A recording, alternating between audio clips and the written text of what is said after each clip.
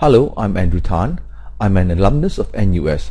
I'm also the founder and managing director of Consult Myanmar Company Limited. This is my presentation to the NUS MBA group entitled Doing Business in Myanmar, What You Need to Know as an Entrepreneur from Singapore. Take note that this topic was chosen by the NUS MBA group 1 month before their visit to my office. The actual introduction to the NUS MBA group is 4 minutes long. I've moved it to the end of this presentation for those who are interested. Now, a bit of story about myself. I first came to Myanmar in May 2012 to attend a Burmese friend's wedding. When the new foreign investment law was passed in November 2012, I read the content, understood that I can start a 100% foreign-owned company with only $50,000. I came over to Myanmar straight away. I moved to Yangon permanently in January 2013 and I rented this office and started the business. I must state that I'm very impressed by the way President Tencent has led the country through national reconciliation and reforming the economy. The President has always walked the talk. My presentation will dissect many aspects of Myanmar way of life and way of doing business. It is not meant to be disrespectful. It is meant to be a constructive criticism of how, as a Singaporean who has a vested interest in this country, how I would like to see this country develop and grow. Now, to understand Myanmar, we need to look at the economic history of Myanmar. I'm going to use a series of 7 charts that was developed by McKinsey in their recent report on Myanmar. When it comes to designing charts that tell a vivid story about a business issue or challenges facing a country, there's no one better than McKinsey. So I'm not going to reinvent the wheel, I will just use the chart that they developed. This chart shows that a combination of 2 factors caused Myanmar to have the lowest GDP per capita in ASEAN. This is the per capita GDP in 2010 in thousands of dollars. Myanmar has one of the lowest GDP per capita in ASEAN at $800 US. This is caused by 2 factors. Only 50% of its population is employed, and it has very low labor productivity at $1,500 US. In fact, it is the lowest in ASEAN. McKinsey assumes that Myanmar wants to grow from 45 billion in 2010 to 200 billion in 2030, quadrupling its GDP in 20 years. To do that, Myanmar needs to grow by 8% annually from 2010 to 2030. 1% of the growth will come from increase in labor input, such as new people joining the workforce. That means that Myanmar labor productivity needs to grow by 7% annually for the next 20 years. However, historically, Myanmar has only managed to grow by 2.7%. So to grow from 2.7% to 7%, Myanmar needs to more than double its labor productivity growth for the next 20 years. This additional labor productivity growth is a big challenge for Myanmar, but it is also a big opportunity for entrepreneurs, as a lot of resources have to be spent on education, training and automation. Focus on the 2010 column. This chart shows the 7 major sectors of Myanmar economy. Myanmar is predominantly an agricultural society. Even though agriculture makes up 40% of Myanmar economy, it employs up to 70% of its population. Most farms are small land holding and the work is still done by hand with very low level of mechanization. So it is very unproductive. Myanmar export mainly pulse and beans to countries in South and North Asia. The other sector that contributes significantly to the export earning of Myanmar is mining and energy. This is a resource-based industry where a lot of effort is put into extracting mineral resources from the ground. The mining and energy industry is not a big employer of manpower in Myanmar as compared to agricultural. Myanmar has a small manufacturing sector which is predominantly focused on the domestic market. As it has been under Western sanction for a long time, there were not much export market for Myanmar manufactured product in the past. At the moment, most of Myanmar's manufactured product are low quality product that is targeted at the domestic market. Despite Myanmar's rich heritage and natural beauty, tourism is an underperforming sector due to the economic sanction in the past. Financial and telecom sector are washed out in Myanmar due to underinvestment and mismanagement. Myanmar population are mainly rural. Only 13% live in urban area in 2009. 87% of its people live in small towns and villages. According to McKinsey, around 12 million people will migrate from rural to urban area in search of a better life by 2013. So there need to be a lot of investment in infrastructure, such as building new town, industrial zone, road, bridges, port, airport, power plant, water treatment, etc.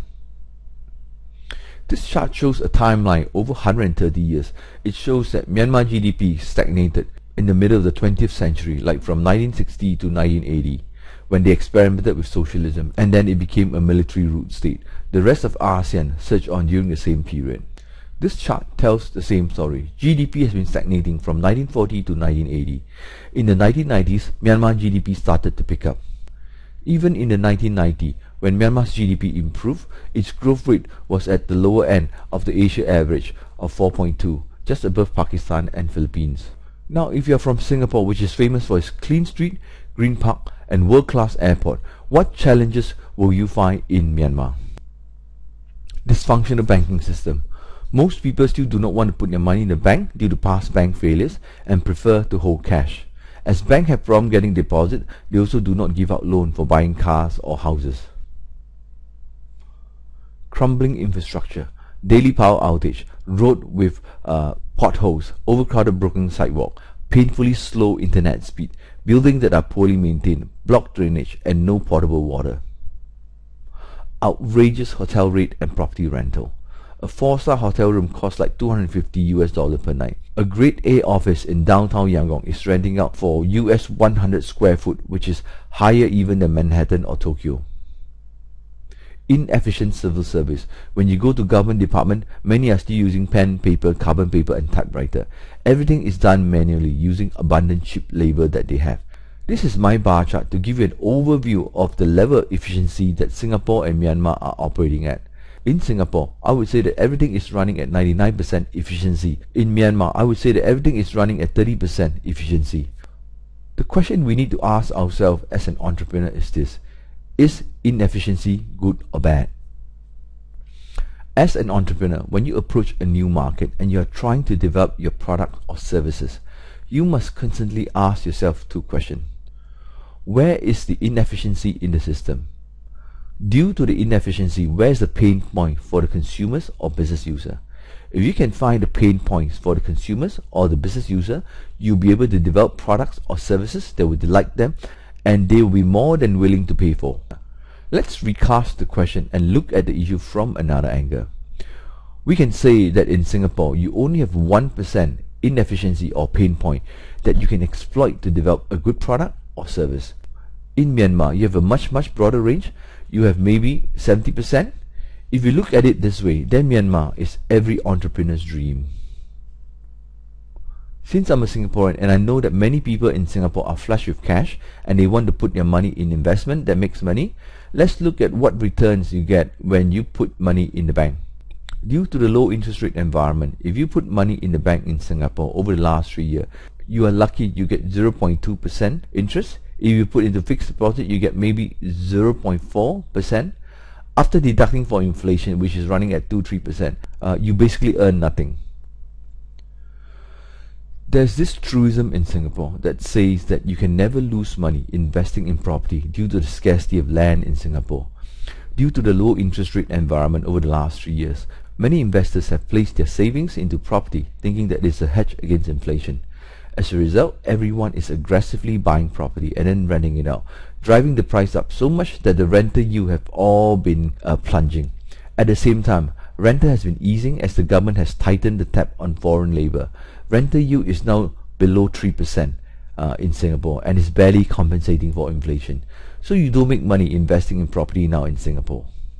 Another truism in Singapore is that you can't lose money operating a restaurant, as Singaporeans love to eat and they must eat at least 3 times a day and they are not price sensitive. You pay $10,000 a month to rent a shop in a good shopping mall. You spend another $200,000 renovating it, and then what happened? You can't hire foreign workers to be waiter, waitresses and dishwashers as the government is tightening the foreign labor tab. So you rob all your relatives to help you serve tables and clean the dishes. At the end, you sell off your restaurant and close it down as it is straining your relationship with your relative and is not viable anymore. So it's becoming a vicious cycle. You put money in the bank, don't make money. Put money in property, don't make money. Put money in opening a restaurant, don't make money. Put money in the bank again, still don't make money. Singaporeans are fighting to make money in that 1% inefficiency space. and in the process bid up the price of all asset class in that small space, and thus not getting any return. Have you heard this saying? Insanity is doing the same thing again and again and hoping to get different result each time. Guess which famous man said this? Albert Einstein. Now I must qualify this statement by saying that our Prime Minister Lee Hsien Loong has tried to address this issue during the recent National Day speech by creating new space for growth for our future generation. He said that over the next 20 years he's planning to move the Air Force Base from the central eastern region of Singapore to the eastern tips of the island next to the current Changi Airport. He's going to move the Port of Singapore from the south of the country to the western tip of the country, in the process freeing up large tracts of land for development. With the Air Force Base removed from the central eastern region of the country, it allows us to build another new town in the vacant lot. At the same time, it also removed the height restriction on building in the central eastern region of the country. So now we can build upwards and the sky is the limit. When the port is moved out from the south of Singapore, the vacant coastline can be turned into waterfront cities and marinas. He said that these projects will take 30 years to reach fruition. It will create space and opportunity for our children. I say, why wait 30 years? You have the opportunity and the space now in Myanmar. If you are a young Singaporean, you need the opportunity now. Come to Myanmar, where there's so much opportunity for growth, experimentation and creativity. Next question. As an entrepreneur, the continuing US sanction on many tycoons in Myanmar, is that good or bad? To an American entrepreneur, they face the problem of finding the right partner in Myanmar, as most of the Myanmar tycoons are on the US watch list, meaning that most US entrepreneurs can only partner the small Myanmar businessmen. The due diligence and reporting requirements significantly increase their cost of doing business in Myanmar. Most small businesses will go bankrupt if they have to meet all these due diligence process and reporting requirements. As a result, American companies will be slower in entering the Myanmar market. To an Asian entrepreneur, it is a godsend, as you do not have major US brands to compete with. Imagine no McDonald's, KFC, Pizza Hut or Starbucks. Instead, you'll find Korean brands such as Loteria and barbecue chicken. The Koreans are setting the reference taste for burger and fried chicken among the Myanmar consumer, as well as in terms of pricing and service level. By the time the American arrives after 2015, they'll be seen as not the original taste, but just a copycat and a Me Too product. Our Singapore retail brands such as Chewy Junior and Ya-Kun are not doing too badly either. As there are many Burmese living in Singapore, it is very easy for Singapore brands to enter into Myanmar quietly without having to pay a premium. I don't expect the American to lift the remaining sanction till after 2015 election. So now is a good time for Asian brands to enter the Myanmar market while the US brands are absent. As an entrepreneur, if you're entering a new market that is culturally different from your own, you need to examine all your assumptions, especially if it is a key assumptions about the market that underlie your business. You cannot believe 100% in everything you read in textbook or newspaper. You need to develop your own hypothesis about the market and find some quick way of testing your hypothesis to see if it is true.